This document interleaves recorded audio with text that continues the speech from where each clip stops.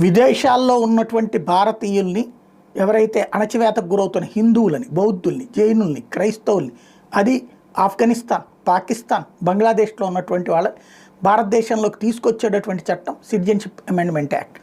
అలాగే భారతదేశంలోకి సక్రమ మార్గంలో కాకుండా అక్రమ మార్గంలోకి వచ్చిన వాళ్ళని గుర్తించి ఐడెంటిఫై చేసి తిప్పి పంపించేటటువంటి కార్యక్రమం ఎన్ఆర్సీ. ఈ రెండింటిని ఎట్లా చేస్తారో చూస్తాం, అడ్డుకుంటాం అంటూ గంభీరపు ప్రకటనలు చేసినటువంటి రాజకీయ పార్టీల సాక్షిగా అది అమలులో పెట్టి చూపించాడు అమిత్ షా.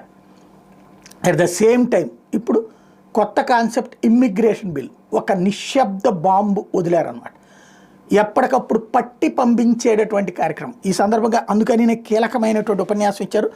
భారతదేశం ధర్మశాల కాదు అంటూ తేల్చి చెప్పారు. దేశానికి ముప్పు కలిగించే వాళ్ళు ఇక్కడికి వచ్చి తిష్ట వేస్తామంటే సహించబోమని హెచ్చరించారు. విదేశాల నుంచి పర్యాటకులుగా లేదా విద్యా